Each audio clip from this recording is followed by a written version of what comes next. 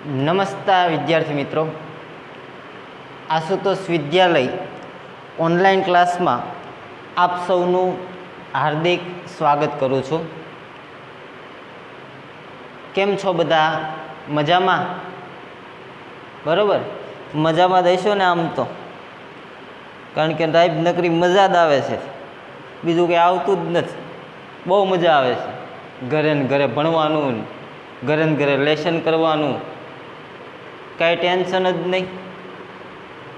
નહીંતર તો શું હોય તો કે ભાઈ સવારમાં જાગીએ, સ્કૂલે જવાનું,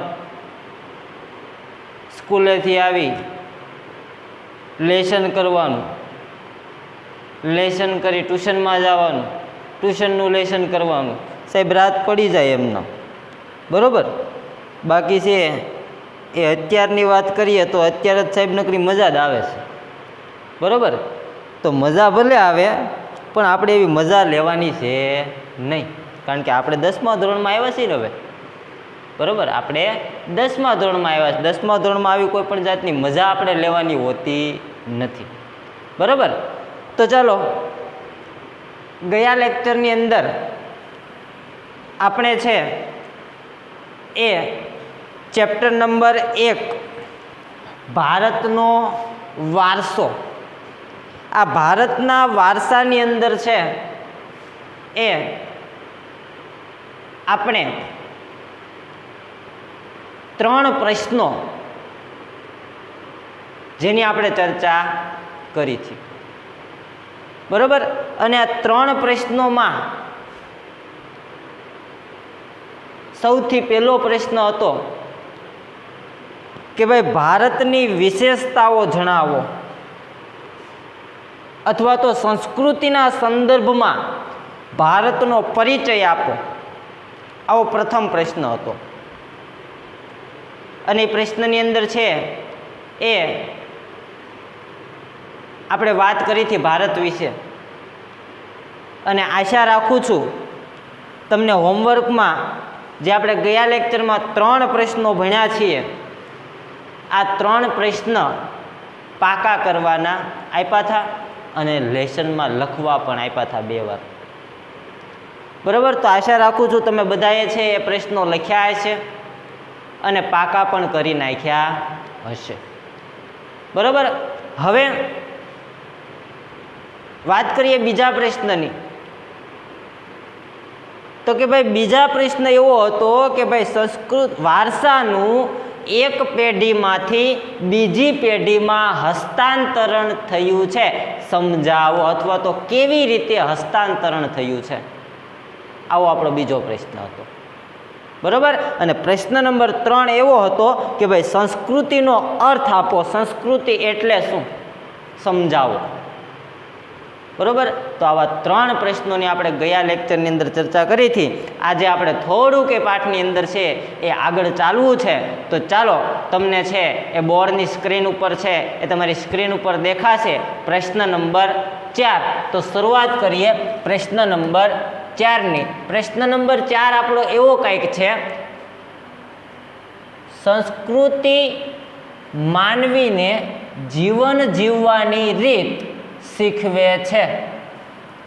એમ શા પરથી કહી શકાય? એમ શાથી કહી શકાય? નાનકડો આમથો ટચુકડો આમથો જવાબ છે કે ભાઈ સંસ્કૃતિ છે એ માનવ જીવનને, માનવીઓને જીવન જીવવાની, શેની? જીવન જીવવાની રીત શીખવે છે. કે ભાઈ તમારે જીવન કઈ રીતે જીવવું એ તમને કોણ શીખવાડે છે? તો કે તમારી સંસ્કૃતિ શીખવાડે છે. આજ ભારતીય સમાજનો કોઈ વ્યક્તિ હોય તો એનું જીવન કંઈક અલગ હોય, અમેરિકાનો કોઈ વ્યક્તિ હોય એનું જીવન કંઈક અલગ હોય, કે કોઈ બીજો ફોરેનનો વ્યક્તિ હોય એનું જીવન કંઈક અલગ હોય છે. તો આ જીવન બધી દેશના અલગ અલગ શાના કારણે છે? તો કે એ જીવન એના કારણે અલગ છે કે ભાઈ એની સંસ્કૃતિ બધા દેશની કેવી છે? અલગ અલગ છે, બરોબર. એટલા માટે બધાય જીવન કેવા છે? અલગ અલગ છે. તો આ જીવન જીવવાની રીત આપણને ક્યાંથી મળે છે? સંસ્કૃતિ પરથી મળે છે. અને સંસ્કૃતિ પરથી મળે છે એવું આપણે શેના પરથી કહી શકીએ? એ આ પ્રશ્નનો જવાબ આવશે. જોઈએ આપણે મિત્રો, બરોબર. તો કે ભાઈ વ્યક્તિના આહાર, પોશાક, રહેઠાણ, કૌટુંબિક જીવન અને તેની અભિવ્યક્તિની રીતો, મનોરંજન મેળવવાની રીતો, બોલવા ચાલવાની ઢબ, અર્થોપાર્જનની રીતો વગેરે સંસ્કૃતિ નક્કી કરે છે. તેથી આપણે કહી શકાય કે સંસ્કૃતિ માનવીને જીવન જીવવાની એટલે કે ધ વે ઓફ લાઈફ, જીવન જીવવાની રીત શીખવે છે, જીવન જીવવાનો રસ્તો શીખવે છે. બરોબર. જો માનવીનું સૌથી પહેલું આહાર એ કોણ નક્કી કરે છે? સંસ્કૃતિ નક્કી કરે છે. આજ ગુજરાત ગુજરાત રાજ્ય છે, એ ગુજરાત રાજ્યનો આહાર એટલે કે મોટા ભાગે શાકભાજી હોય, રોટલા, રોટલી, ભાખરી, આવો બધો આપણો આહાર છે.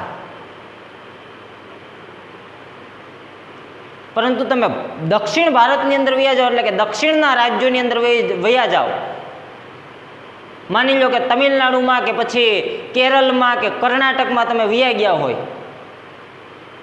તો ત્યાં તમને છે ઈડલી, ઢોસા, ઉત્તાપમ, આ બધી વાનગીઓ વધારે જોવા મળે છે. બરોબર. કારણ કે એ ત્યાંનો શું છે? આહાર છે, ત્યાંની સંસ્કૃતિનો આહાર છે. જ્યારે તમે છે એ પંજાબની અંદર તમે વયા જાઓ તો તમને ખ્યાલ છે પંજાબી વાનગીઓ, પનીર, બરોબર, તો એ પંજાબનો આહાર છે. જેમ આપણે ગુજરાતની અંદર ભાવનગરમાં પંજાબી ઢાબા હોય ને, એ પંજાબી ઢાબા, પંજાબી જે ખાય છે પંજાબનો આહાર છે. અને આપણે તમને ખબર છે ગુજરાતી હોય ને, ગુજરાતી એ બહુ અળવિતરા હોય, બરોબર. આમ એટલે ટૂંકમાં ગામની હળી કરવાવાળા ગુજરાતીઓ બધા, બરોબર, બધા ગુજરાતીઓ.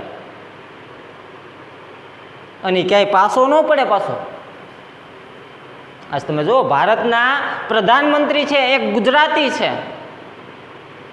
ભારતના પ્રધાનમંત્રી કે જે દેશનું સૌથી ઊંચા સ્થાન ઉપર છે, એ જે બિરાજમાન છે એ આપણા ગુજરાતી છે. તો આપણને ગર્વ છે કે ભાઈ નહીં, અમારા ગુજરાતનો વ્યક્તિ છે આજ પ્રધાનમંત્રી છે. બરોબર. એટલે મેં તમને કીધું એમાં ગુજરાતી બધા હળિયા બહુ હોય. હવે અહીંયા ગુજરાતમાં હોય ને તો એ પંજાબી ખાવા જાહે, પનીર ટીકા ખાવા, બરોબર. એ ગુજરાતી છે તો એ પંજાબી ખાવા, હોટલમાં, રેસ્ટોરન્ટમાં જમવા જશે ને તો એ પંજાબી ખાવા જશે, પંજાબી ખાશે. પરંતુ એ જ ગુજરાતી જો મિત્રો ગુજરાતની જ્યારે બહાર જાય છે ને, એટલે કે માની લો કે પંજાબમાં ગયો, તો ત્યાં જઈને એ શું કહેશે કે ભાઈ ગુજરાતી થાળી મળશે. શું કહે છે? ગુજરાતી. તમે આવું બધું જોયેલું હશે કે આપણે બહાર ક્યાંક ગયા હોય ને તો આપણને એમ થાય કે ભાઈ લાઈને આપણો આમ રોટલો અને શાક ને આવું ખાઈએ, બરોબર. તો એ બહાર જાય ને તો આ ગુજરાતી માગશે. તો આ અળવિતરી પ્રજા કહેવાય, બરોબર. અહીંયા ગુજરાતી ખાવાનું, ગુજરાતી અહીંયા નહીં ખાય, બહાર જાય ને ત્યાં ગુજરાતી જોહે. ત્યાં ડોહો કોણ ગુજરાતી દેવા? અને દે તોય આપણી ગુજરાત જેવું તો ગુજરાતી નો જ મળે. પંજાબની અંદર જેવું પંજાબી મળે એવું આપણા ગુજરાતમાં ન મળે, સ્વાભાવિક છે એ તો આ રીતે મિત્રો છે એ આહાર છે એ શેના ઉપર આધાર રાખે છે? સંસ્કૃતિ ઉપર આધાર રાખે છે, બરોબર. આહાર છે એ શેના ઉપર આધાર રાખે છે? સંસ્કૃતિ ઉપર આધાર રાખે છે. તો આ રીતે આહાર. ત્યાર પછી પોશાક, કપડાં કેવા પહેરવા એ પણ છે પોતાની સંસ્કૃતિ ઉપર હોય છે. ગુજરાતની સંસ્કૃતિ એવી છે કે ભાઈ ગુજરાતની સંસ્કૃતિમાં પોશાક છે એ ધોતિયું હોય કે કડિયું હોય, માથે પાઘડી હોય, આ આપણી ગુજરાતીનો પોશાક છે. જ્યારે તમે અલગ અલગ રાજ્યની અંદર વાત કરો તો અલગ અલગ રાજ્યમાં અલગ અલગ પોશાક હોય. દક્ષિણમાં વયા જાઓ તો આમ સુતરાઓને ખુલતા કપડાં પહેરવામાં આવે છે. ઉત્તરમાં તમે જાઓ, ઉત્તર ભારતની અંદર, તો ત્યાં ઊનના અને છે એ ઠંડીમાં રક્ષણ આપે એવા કપડાં પહેરવામાં આવે છે, કારણ કે ત્યાં ઠંડી વધારે છે.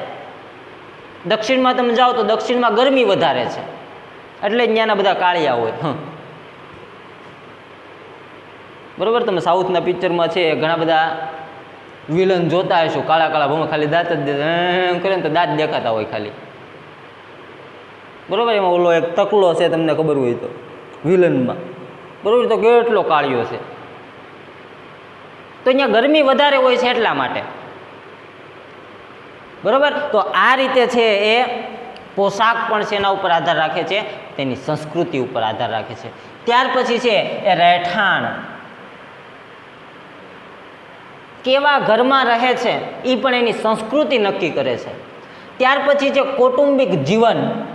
મેં તમને કીધું એમ, આપણું ગુજરાત છે તો ગુજરાતની અંદર છે પિતૃ સત્તા કુટુંબ પ્રથા છે, કે જેમાં ઘરનો કારોબાર બધો કોના ઉપર હોય છે? પિતા ઉપર હોય છે. પિતા કુટુંબનું બધું હેન્ડલિંગ કરતા હોય છે.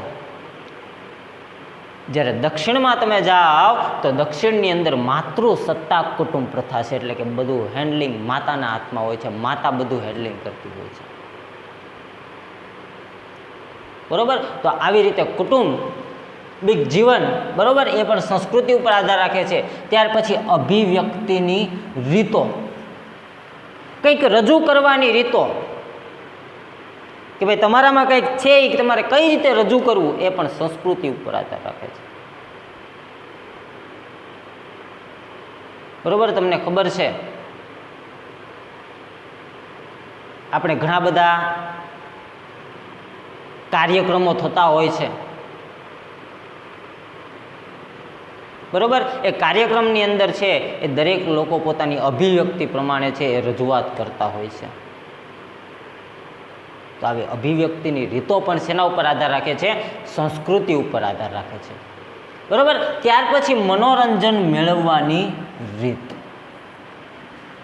મનોરંજન મેળવવાની રીત, મનોરંજન મેળવવું.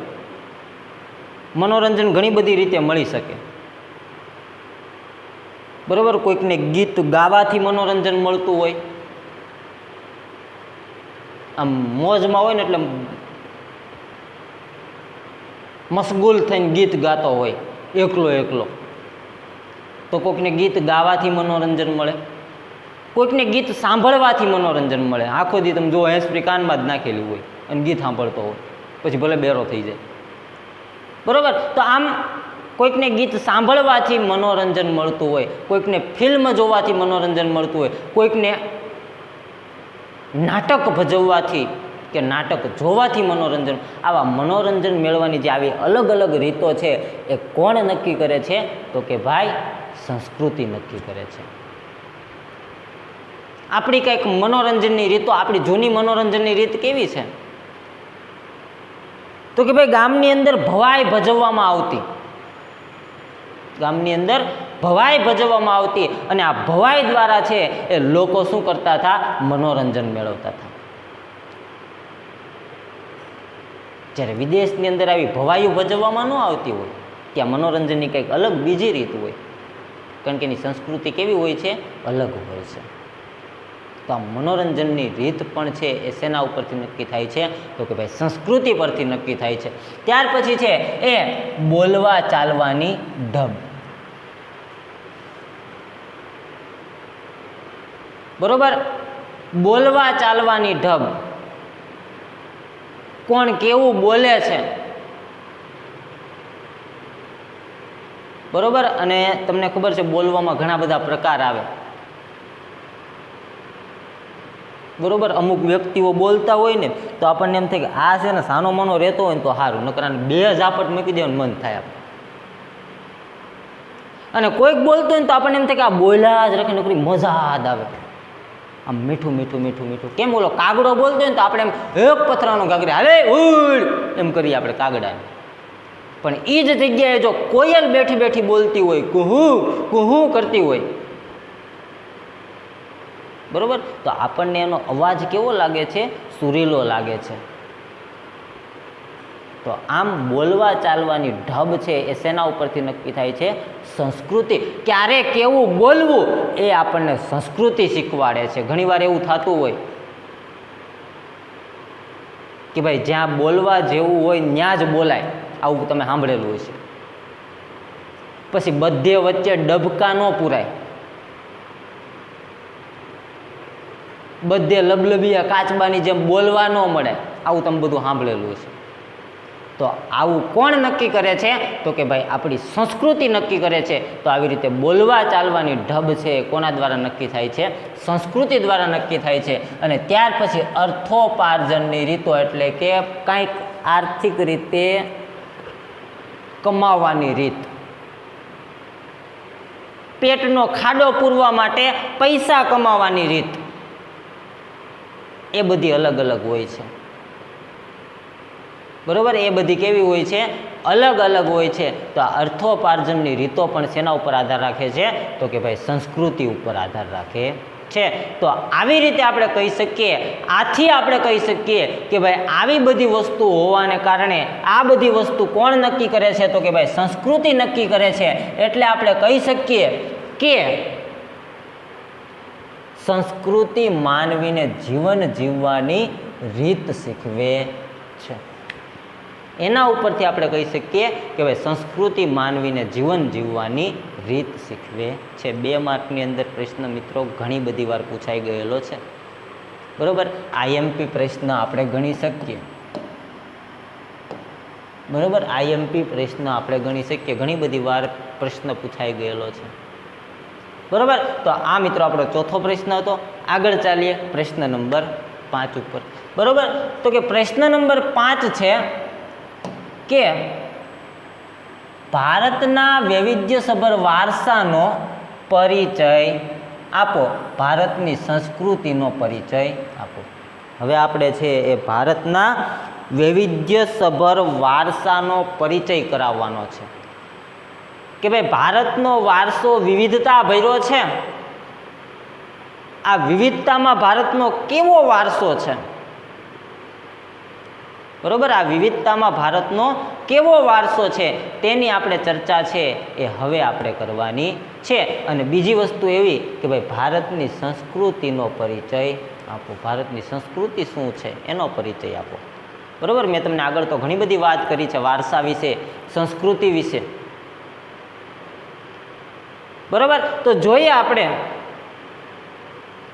ભારતે કેવો વારસો છે ભારતનો, ભારતની સંસ્કૃતિ કેવી છે તેની ચર્ચા કરીએ.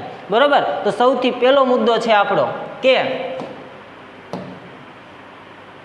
ભારતે દેશના લોકોને તેમજ વિશ્વને વૈવિધ્યપૂર્ણ, સમૃદ્ધ અને ભવ્ય વારસો આપ્યો છે. આગળ મેં તમને કીધું, ભારતે ભારતના લોકોને તો આપ્યો જ છે, સાથે સાથે વિશ્વને પણ વૈવિધ્યપૂર્ણ એટલે કે વિવિધતાભર્યો, સમૃદ્ધ અને ભવ્ય એટલે કે વિશાળ વારસો છે એ આપ્યો છે. બરોબર, આગળ જોઈએ. ભારતની સંસ્કૃતિ શાંતિ પ્રધાન અને સહિષ્ણુતાવાદી સંસ્કૃતિ રહી છે. ભારતની સંસ્કૃતિ શાંતિ પ્રધાન અને સહિષ્ણુતાવાદી. બરોબર, શાંતિ પ્રધાન સંસ્કૃતિ. જ્યારે વિશ્વ યુદ્ધો થયા ને ત્યારે ભારત છે ને એક શાંતિ પ્રધાન દેશમાં સ્થાન પામેલો. કે ભાઈ વિશ્વની જે મહાન સત્તાઓ હતી, મહાસત્તાઓ, અને એના દ્વારા જે વિશ્વયુદ્ધો થયા હતા એ વિશ્વયુદ્ધમાં કહેવાય છે એક મહાસત્તા હતી અમેરિકા અને એક મહાસત્તા હતી સોવિયત યુનિયન. એક હતી અમેરિકા અને એક હતી સોવિયત યુનિયન એટલે કે હાલનું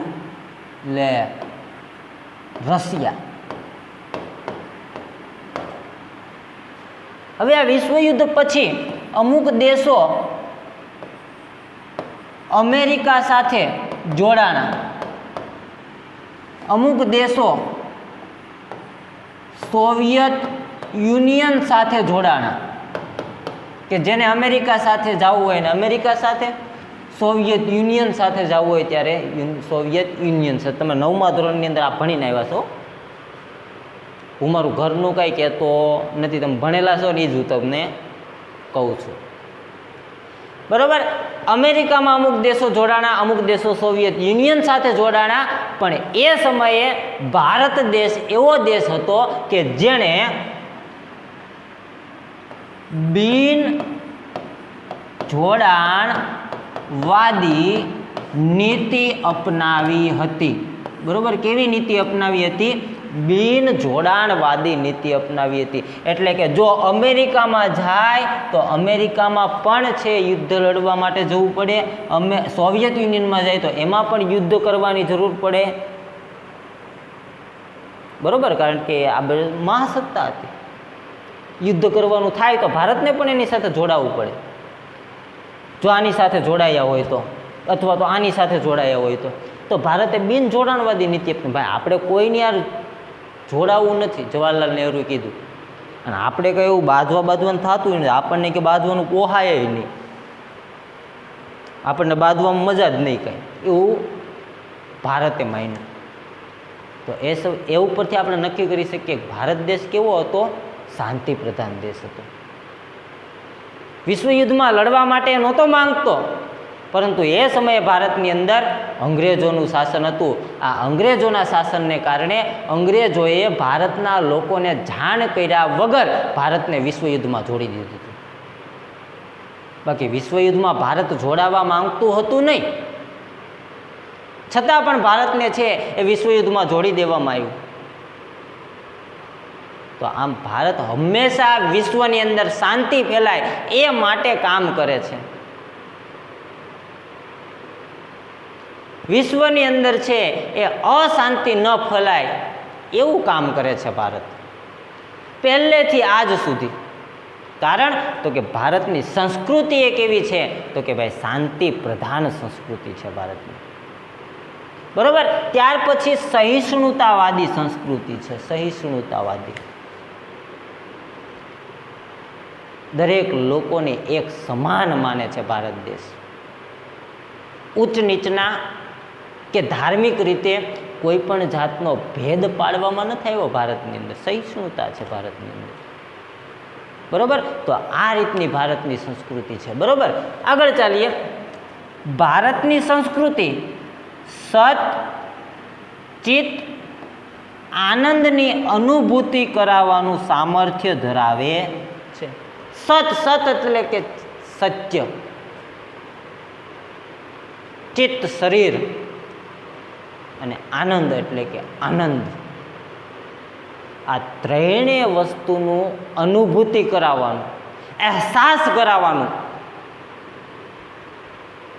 સામર્થ્ય ભારતની સંસ્કૃતિ ધરાવે છે. એટલે કે આ ત્રણેય વસ્તુનો અહેસાસ કરાવવાનું પોતે અંદરથી આમ કહેવાય ને કે ભાઈ આમ તેવડ ધરાવે છે ભારતની સંસ્કૃતિ.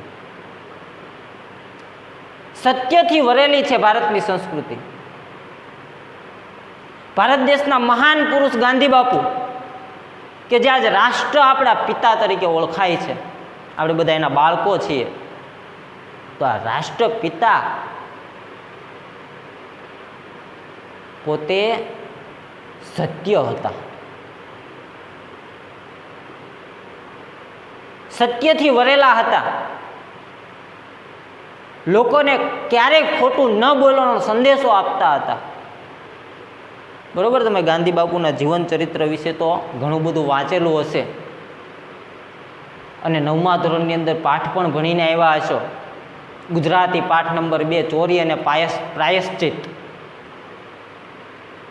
એમાં ગાંધી બાપુ ઘણીવાર છે ખોટું બોલતા હોય છે ને ત્યાર પછી માફી માગી લે છે ને ત્યાર પછી કોઈ દિવસ ખોટું બોલ્યા નથી. તો આ સત્યને વરેલી આપણી સંસ્કૃતિ છે. આવા મહાન પુરુષો ભારત દેશની અંદર જ તે જન્મ લે છે. બીજા કોઈ દેશની અંદર આવા મહાન પુરુષોનો જન્મ નથી થયો. શા માટે ગાંધી બાપુનો જન્મ ભારતમાં થયો? શા માટે સ્વામી વિવેકાનંદનો જન્મ ભારતની અંદર થયો? શા માટે સ્વામી દયાનંદ સરસ્વતીનો જન્મ છે એ ભારતની અંદર થયો? કારણ કે ભારતની સંસ્કૃતિ આવી છે. ભગવાનને છે એ શા માટે ભારત દેશની અંદર જન્મ લેવાની છે જરૂર પડી?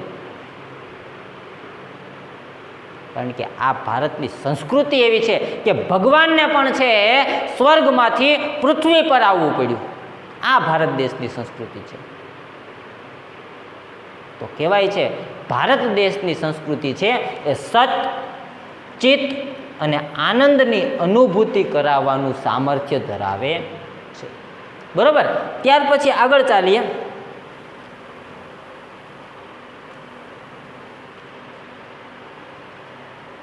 ભારતના ભાતીગળ વારસા અને સમૃદ્ધિથી આકર્ષાઈને અનેક વિદેશી પ્રજા ભારતમાં આવીને વસી. એ બધી પ્રજાની ભિન્ન ભિન્ન સંસ્કૃતિ સાથેના આદાન પ્રદાન થકી ભારતીય સંસ્કૃતિ સમૃદ્ધ બને. બરોબર. આપણે આગળ જોયું કે ભાઈ ભારતની આવી જે સંસ્કૃતિ છે, આવો જે વૈવિધ્યપૂર્ણ વારસો છે,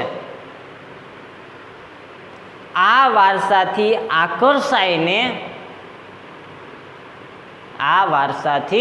આકર્ષાઈને પોતે દરેક પ્રજાઓ ભારતમાં આવી. શા માટે? તો કે ભાઈ વેપાર કરવા માટે, અથવા તો ટૂંકમાં છે એ વેપાર કરવા માટે ભારતમાં આવી. હવે એ પ્રજાની સંસ્કૃતિ, ભારત દેશની પ્રજાની સંસ્કૃતિ, આ બંને સંસ્કૃતિ અલગ અલગ હતી. હવે આ પ્રજા છે એ માની લો ભારત દેશ અહીંયા છે, ભારતની સંસ્કૃતિ અહીંયા છે, આ દેશોની સંસ્કૃતિ છે એ ભારત દેશની સંસ્કૃતિ સાથે આવે છે, ભળે છે, બંને વચ્ચે આદાન પ્રદાન થાય છે અને આદાન પ્રદાન થવાથી ભારતની સંસ્કૃતિ કેવી થઈ જાય છે? સમૃદ્ધ બની જાય છે. બરોબર. ભારતની સંસ્કૃતિ સમૃદ્ધ બની જાય છે. બરોબર. તો આ વાત કરે છે એની અંદર. આગળ ચાલીએ. ભારતની સંસ્કૃતિના અહિંસા અને વિશ્વ શાંતિના મૂલ્યો આજે વિશ્વભરમાં પ્રશંસા પામ્યા છે. જગતના દેશોએ એ મૂલ્યો સ્વીકાર્યા છે. જો ભારતની સંસ્કૃતિના મૂલ્યો કેવા? તો કે ભાઈ અહિંસા. હમણાં મેં તમને ગાંધીજીનું નામ આપ્યું. ગાંધીજી અહિંસાથી વરેલા હતા. ભારત દેશ છે એ હિંસામાં નથી માનતો. એ કેમાં માને છે? અહિંસામાં માને છે કે ભાઈ ક્યારેય છે એ હિંસા કરવી નહીં. કોઈ પણ જીવ હોય, આપણે હોય એટલે કે માણસ હોય કે પછી નાની અમથી કીડી હોય, નાની અમથી કીડીની પણ હિંસા આપણે કરવી જોઈએ નહીં. આ અહિંસા છે. ગાંધી બાપુ તો કહે છે કે ભાઈ કોઈનો જીવ લઈ લેવો, કોઈને મારી નાખવું, આ માત્ર એક હિંસા નથી, પણ હિંસાને છે એ ગાંધી બાપુએ ખૂબ જ સરસ રીતે છે એ વર્ણવ્યું છે કે હિંસા આ માત્ર જીવ લઈ લેવાથી, મારી નાખવાથી હિંસા નથી થઈ જતી. ખાલી તમે જો તમારા મનની અંદર કોઈ પ્રત્યે ઈર્ષાનો ભાવ રાખો તો પણ એ એક પ્રકારની શું છે? હિંસા છે. આવું ગાંધી બાપુ કહે છે. તમે કોઈની ઈર્ષા કરો, બાજુમાં ભાઈબંધ કે બેનપણી નવી સાયકલ લાવ્યો હોય, બરોબર, આપણા મનમાં થાય કે લે નવી સાયકલ લાવ્યો છે, બહુ મસ્ત છે, હું એને દાસું જ જો કેવો લાગે. એને એમ છે ને કે હું તો એરોપ્લેન લઈ આવ્યો છું, નથી સારું લાગતું, છેડાળું હું. બરોબર. આવું આપણે એ નવી સાયકલ લાવ્યો ને તો આપણે આવું મનમાં થતું હોય. મહી જાય ક્યાંક રોડ ઉપર જતો હોય ને ભટકાઈ જાય ને સાયકલનો આમ કહેવાય ને ભૂકો થઈ જવો જોઈએ, આવું આપણા મનમાં થાય. બધાને મનમાં નથી થતું, પણ માની લો કે એક ઉદાહરણ પૂરું પાડવા માટે કે ભાઈ આવું ઘણીવાર આપણે થતું હોય, તો આ એક પ્રકારની શું છે?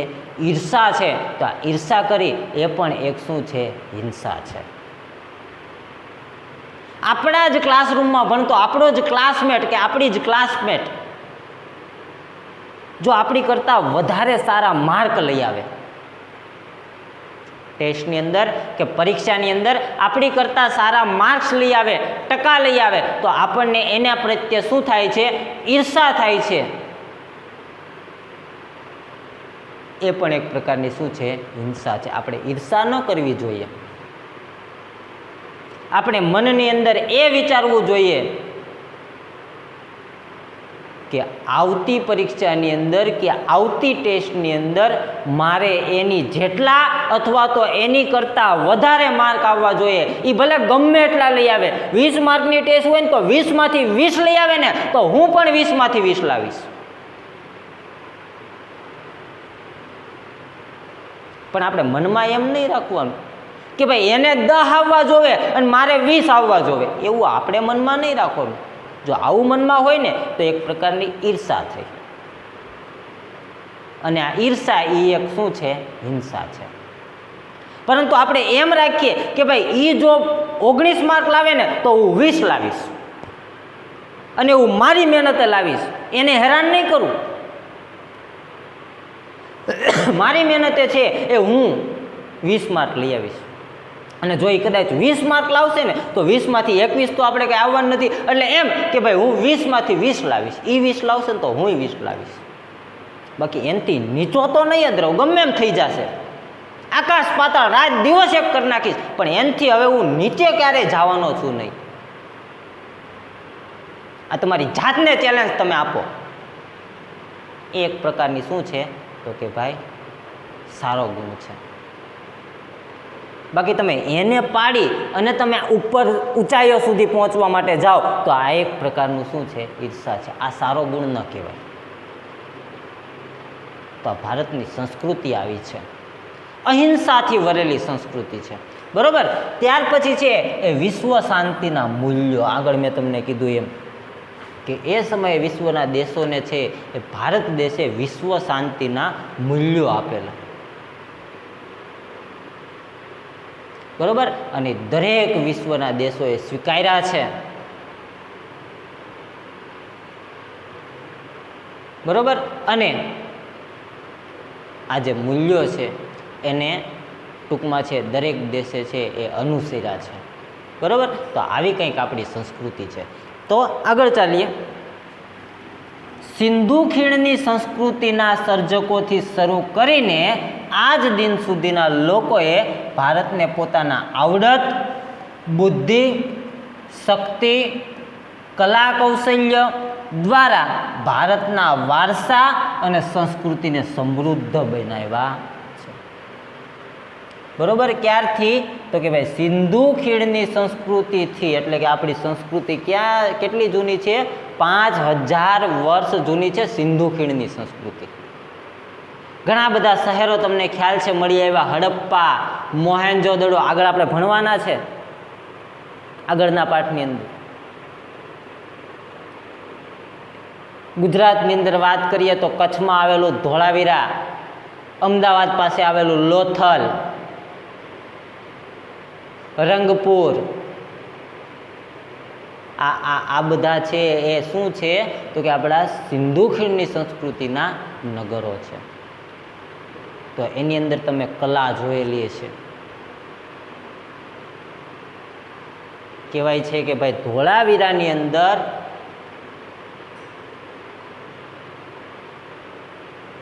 ખૂબ જ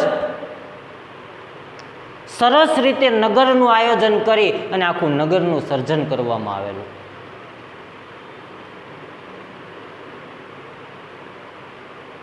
તો આવી રીતે છે એ મોહેન્જો-દડોની ગટર યોજના વિશે તમે સાંભળેલું હોય છે. જે અત્યારની આપણી ગટર યોજના છે એવી એ સમયે છે મોહેન્જો-દડોની ગટર યોજના હતી. તો આ એક પ્રકારની આપણી સંસ્કૃતિ છે. આ આપણને સંસ્કૃતિ શેનાથી મળી છે? તો કે ભાઈ એ સંસ્કૃતિ આપણને આપણા ભારતના લોકોએ જ આપી છે. ભારતના લોકોની આવડત, આવી સંસ્કૃતિ ઊભી કરવા માટે આપણી પાસે આવડત તો હોવી જોઈએ ને. સામાજિક વિજ્ઞાનનો સરસ મજાનો તમારે ચોપડો બનાવવો હોય, સરસ અક્ષરે,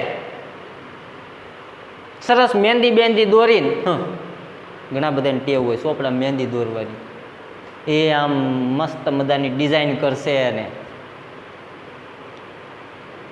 બુક સ્ટોલમાંથી સ્ટીકર લઈ આવશે, થોડાક સ્ટીકર ચોંટાડશે ને સાંડલા ચોંટાડશે ને આન તેન મોતી ને બહુ બધા બનાવતા આવી બુક, ઓલા સ્ટોન ચોંટાડે ને આવું બધું બુકમાં બનાવે.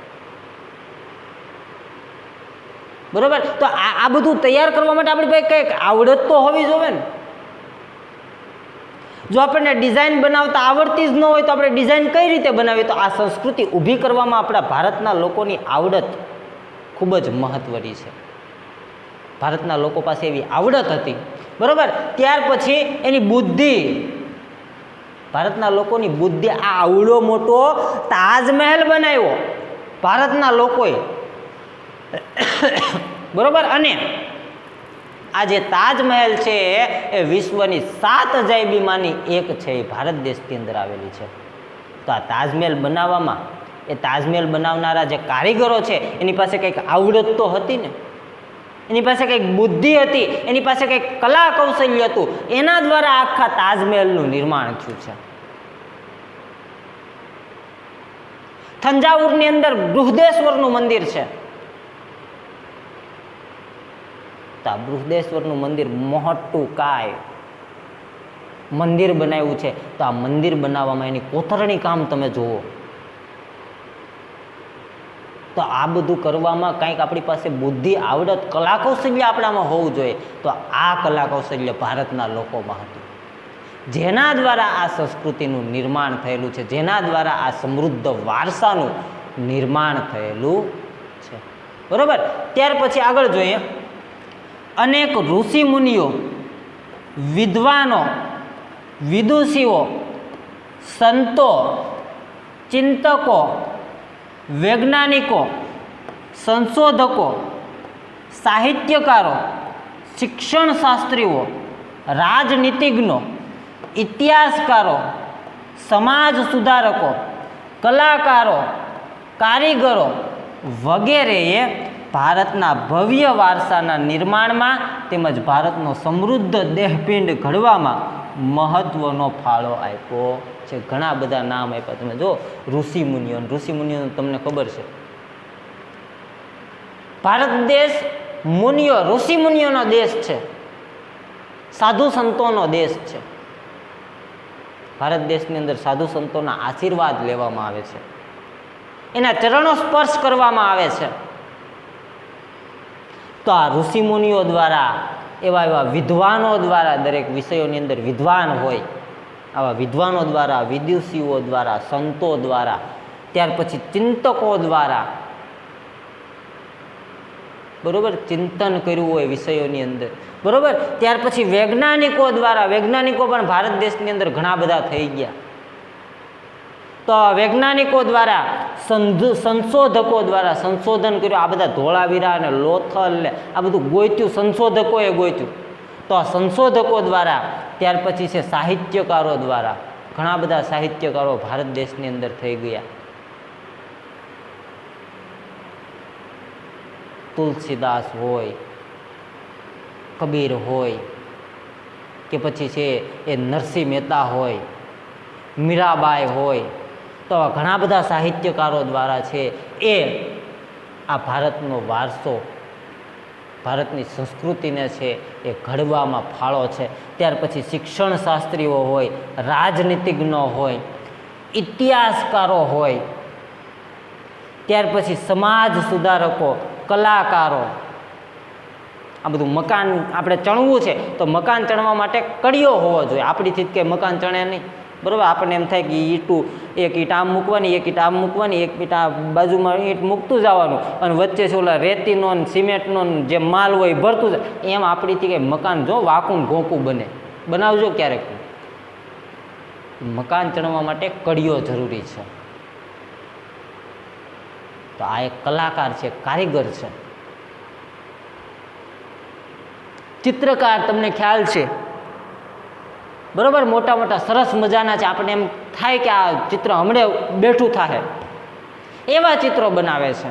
તો આ એની કલા કારીગરી છે. તો આવા કારીગરો ભારતની અંદર છે, જોવા મળે છે. બરાબર, ત્યાર પછી આ વગેરે કારીગરો વગેરેઓએ ભારતના ભવ્ય વારસાના નિર્માણમાં તેમજ ભારતનો સમૃદ્ધ દેહપિંડ ઘડવામાં મહત્વનો, ભારતના વારસાનું નિર્માણ કરવા માટે અને ભારતનો સમૃદ્ધ જે દેહપિંડ છે એને ઘડવામાં ખૂબ જ મહત્વનો ફાળો છે એ આ લોકોએ આપ્યો છે. બરાબર, ત્યાર પછી આગળ આ 5મા પ્રશ્નનો છેલ્લો મુદ્દો છે. બરાબર, જોઈએ ભારતમાં આવેલી અનેક વિદેશી પ્રજાના ધર્મ, શાસન વ્યવસ્થા, રીત રિવાજો, પરંપરાઓ, ભાષા, લિપિ, બોલી, કલા, ચિત્રકલા, પોશાક વગેરે ભારતને મળ્યા. તેથી ભારતની ભાતીગળ સંસ્કૃતિનું નિર્માણ થયું. બરાબર, વિદેશી પ્રજાઓ ભારતની અંદર આવી અને ભારતને છે એ અલગ અલગ ધર્મો મળ્યા. ત્યાર પછી અલગ અલગ શાસન વ્યવસ્થા ભારતને મળી. ત્યાર પછી છે એ અલગ અલગ રીત રિવાજો મળ્યા, અલગ અલગ પરંપરાઓ મળી, અલગ અલગ ભાષા મળી, લિપિ મળી. લિપિ ઉપરથી ભાષા નક્કી થતી હોય.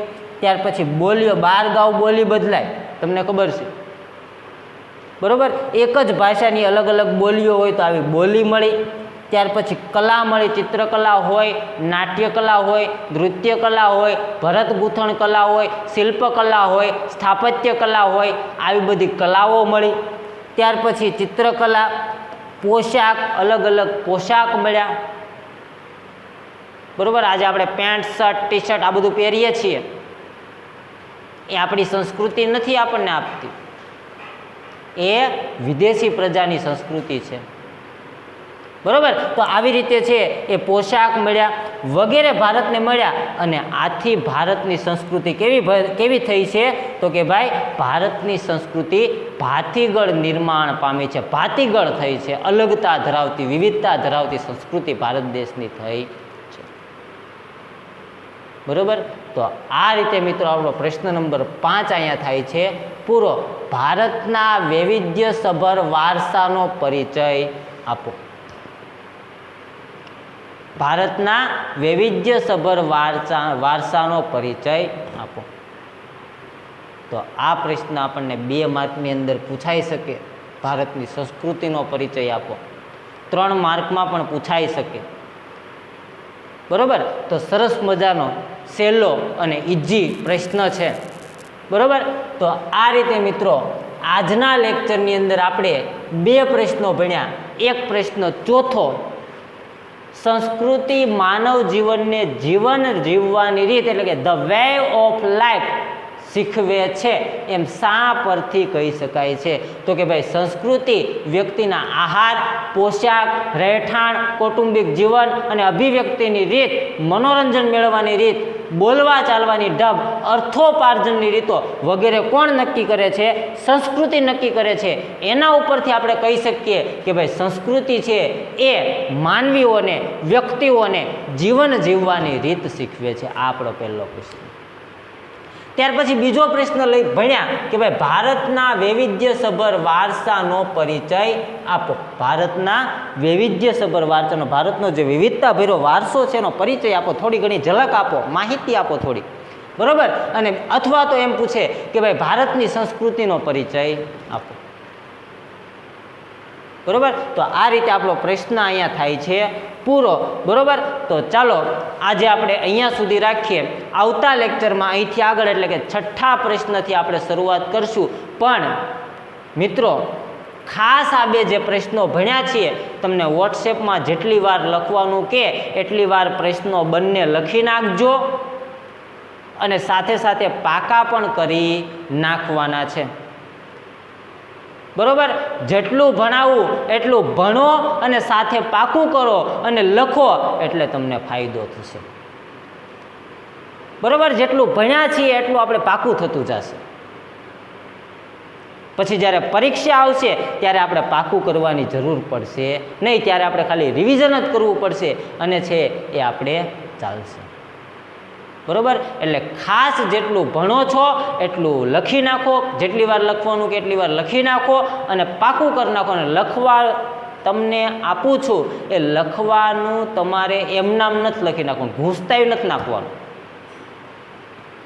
સાહેબે લખવા આપ્યું છે, શનિવાર બુક મગાવશે, આપણે દેખાડવાનું છે અને હાલો બેસી જાવી લખવા, શુક્રવારે એમ થાય અને આપણે ઘૂંસતાય નાખીએ જેટલા પ્રશ્નો લખવાનું કીધું એટલા પ્રશ્નો. એમ લખવાનું નથી, નિરાતે બેઠા બેઠા લખવાનું છે, બોલતા બોલતા લખવાનું છે, યાદ રાખતા રાખતા લખવાનું. આપણે પાકું કરવા માટે લખીએ છીએ, આપણે ગધા મજૂરી કરવા માટે નથી લખતા, આપણે પાકું કરવાનું છે. બરોબર? એટલે શાંતિથી છે બેઠા બેઠા લખજો, પાકું કરજો. આવતા લેક્ચરમાં આપણે અહીંથી આગળ એટલે કે 6થા પ્રશ્નથી શરૂઆત કરશું. આજે આપણે અહીંયા સુધી રાખીએ છીએ. ચાલો મિત્રો, આવજો, બાય, અસ્તુ.